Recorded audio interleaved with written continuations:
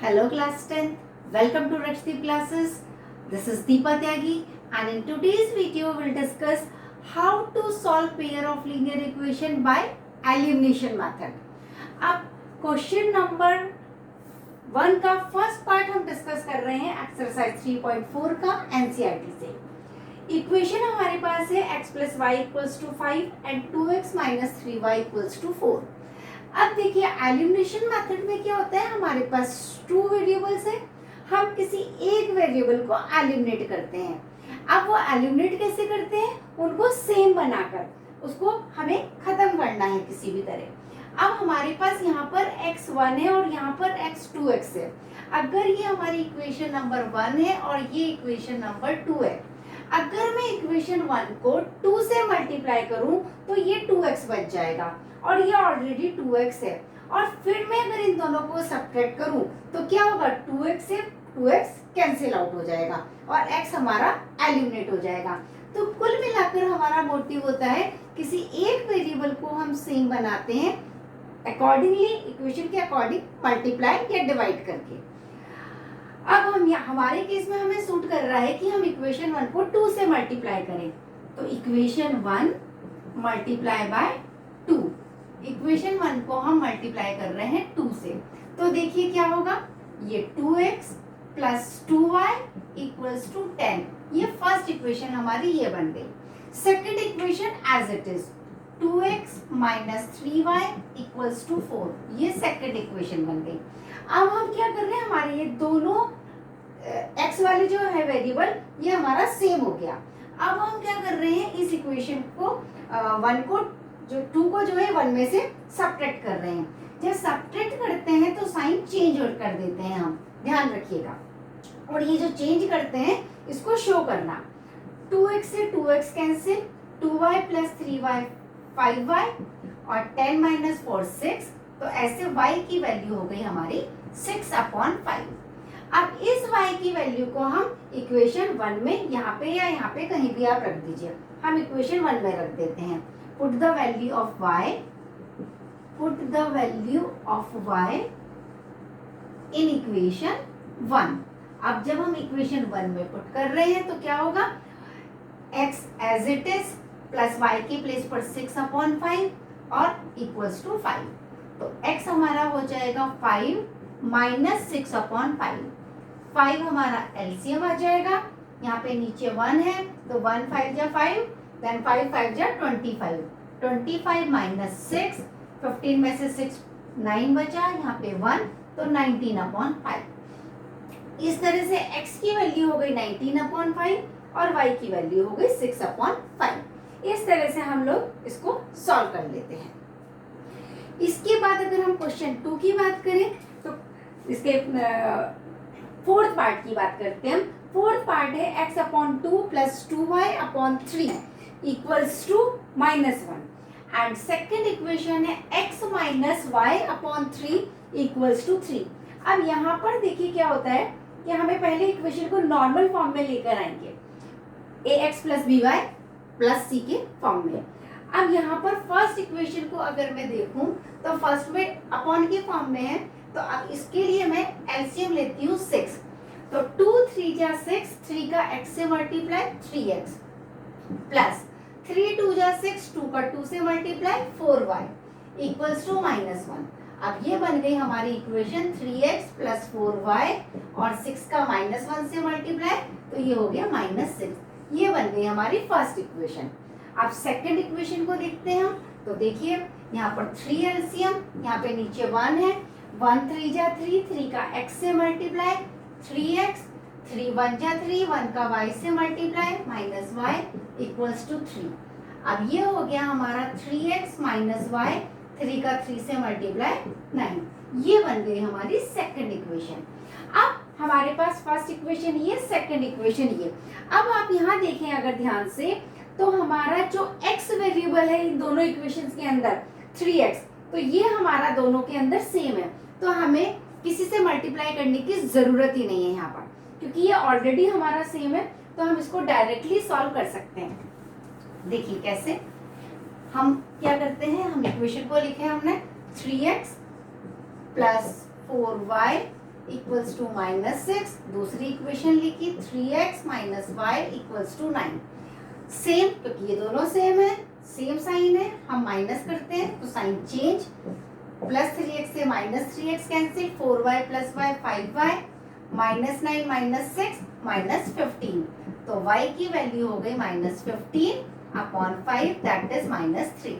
अब इस y की वैल्यू को हम इक्वेशन किसी में भी रख दो, फर्स्ट में रखना है फर्स्ट में, सेकंड में रखना है सेकंड में, तो 3x प्लस 4 y के प्लेस पर रखा -3 इक्वल्स टू -6, तो 3x इक्वल्स टू -6, ये होता -12, उधर जाकर हो जाता +12, तो ये बचता 6 और अपॉन 3, तो दिस इज 2। ऐसे x की वैल्यू 2 आ गई हमारे पास और y की वैल्यू -3। तो एलिमिनेशन मेथड मैं एक्सपेक्ट करती हूँ कि आपको समझ आ गया होगा कि हमें एक वेरिएबल को हमें सेम बनाना है और बहुत आसान है। देख लीजिए, अकॉर्डिंगली मल्टीप्लाई कर लीजिए। कभी कभी हमें दोनों इक्वेशंस को मल्टीप्लाई करना पड़ता है एक को सेम बनाने के लिए। जैसे एक इक्वेशन के अंदर 2x दे दें और एक में 3x दे दें, तो अब ये दोनों कब सेम बनेंगे? जब मैं इस 2x को 3 से मल्टीप्लाई करूं, ये बन जाएगा 6x, और इसको करूं मैं 2 से मल्टीप्लाई, तब ये बन जाएगा 6x। तो कभी कभी हमें दोनों इक्वेशंस को किसी नंबर से मल्टीप्लाई करना पड़ेगा। तो मोटिव है हमें कैसे भी करके एक वेरिएबल को सेम बनाना है।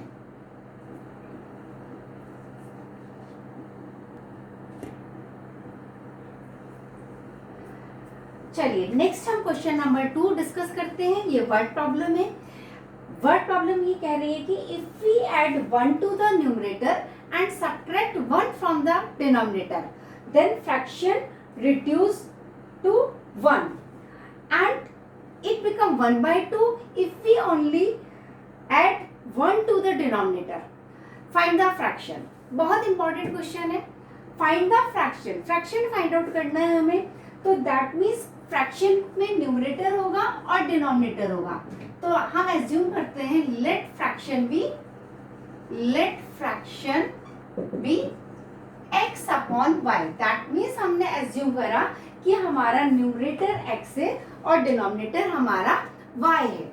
अब देखिए आप, इन्होंने बोला है हमारे क्वेश्चन के अकॉर्डिंग कि if we add 1 to the numerator, अब according to question if we add 1 to the numerator means x plus 1 and subtract 1 from the denominator means y minus 1, then fraction reduced to 1 equals to 1, fraction reduced to 1। अब देखिए यहाँ एक बहुत important है, fraction reduce to 1 और fraction reduce by 1, बहुत important है, बहुत ध्यान से समझिएगा इसको। रिड्यूस टू 1 मीन्स फ्रैक्शन 1 बन गया, रिड्यूस बाय 1 मतलब फ्रैक्शन x अपॉन y था, अब 1 से रिड्यूस हो गया मीन्स फ्रैक्शन हो गया x अपॉन वाई माइनस 1। तो ये 2 और बाय बहुत इंपॉर्टेंट है हमारे इस फ्रैक्शन वाले क्वेश्चंस के अंदर, तो बहुत केयरफुली इसको पढ़ने की जरूरत है आपको। अब यहाँ पर हमारा हो गया x plus 1 upon y minus 1 equals to 1, इसको सिंपल फॉर्म में हम कन्वर्ट कर लेते हैं, तो ये बन जाता है x प्लस 1 क्रॉस मल्टीप्लाई, तो y माइनस 1 हो जाएगा और ये x माइनस वाई -1, ये +1 उधर जाएगा तो ये हमारा -2 हो जाएगा। ये बन गई हमारी इक्वेशन 1। इसके बाद जो सेकंड केस है उसमें कहता है if we only add 1 to the denominator, कि डिनोमिनेटर में हम 1 ऐड कर रहे हैं, मतलब न्यूमरेटर तो as it is no change, denominator में हमने 1 ऐड किया मीन्स y प्लस 1, देन वो जो फ्रैक्शन है वो बन गया 1/2, तो फ्रैक्शन बन गया है 1/2। हमें फाइनली फ्रैक्शन फाइंड आउट करना है। सेम अगेन हमारा क्रॉस मल्टीप्लाई करके हम इक्वेशन को सिंपल फॉर्म में कन्वर्ट करते हैं, तो ये हो जाएगा 2x equals to y plus 1, तो ये इक्वेशन बन गई 2x minus y equals to 1, ये बन गई हमारी सेकंड इक्वेशन। अब देखिए हमें इन दोनों इक्वेशंस को सॉल्व करना है, तो हम सॉल्व करते हैं x minus y equals to -2 and 2x minus y equals to 1, ये हमारी इक्वेशन है। तो अब यहाँ पर देखिए आप, हमें हमारा y वेरिएबल हमारा सेम है, यहाँ भी ये y और यहाँ भी ओनली y, तो दैट मीन्स हमें कुछ करने की ज़रूरत नहीं है, ऑलरेडी ये हमारा सेम है। तो हमें एक वेरिएबल को एलिमिनेट करना होता है और ये हमारा ऑलरेडी सेम है। अब दोनों के अंदर यहाँ पर क्या है, साइन सेम है, माइनस वाई। अगर हम सिंपली ऐड करेंगे तो ये एलिमिनेट नहीं होगा, हम सपरेट करते हैं तो नीचे हमारे साइन चेंज हो जाते हैं। अब ये प्लस वाई माइनस वाई हमारा cancel out, plus x minus 2x बन गया माइनस एक्स और -2 और ये -1 हो गया -3, माइनस से माइनस कैंसिल आउट, तो x की वैल्यू आ गई हमारे पास 3। अब हम इस x की वैल्यू को इन दोनों में से किसी भी इक्वेशन में रख देते हैं। तो x की जगह हमने रखा 3 माइनस वाई इक्वल्स टू -2, तो माइनस वाई हो जाएगा हमारा -2 -3, that is -5, this is -5 y, तो माइनस से माइनस कैंसिल आउट, तो y की वैल्यू आ जाएगी हमारे पास 5 और x की वैल्यू आ गई हमारे पास 3, दिस इज अवर आंसर। तो इस तरीके से हम वर्ड प्रॉब्लम्स को सॉल्व कर लेते हैं। तो वर्ड प्रॉब्लम के लिए मैं बार बार आपको बोल रही हूँ, read out carefully and try to understand कि क्या कहना चाह रहा है वो प्रॉब्लम को, और उस पर फिर वर्कआउट कीजिए, आप उसके अकॉर्डिंगली इक्वेशन फ्रेम कीजिए। तो that's all about today's video. I hope आपको ये समझ आया होगा, और अगर अब तक आपने मेरे चैनल को सब्सक्राइब नहीं करा है तो सब्सक्राइब कर लीजिए, लाइक कीजिए और शेयर करिए।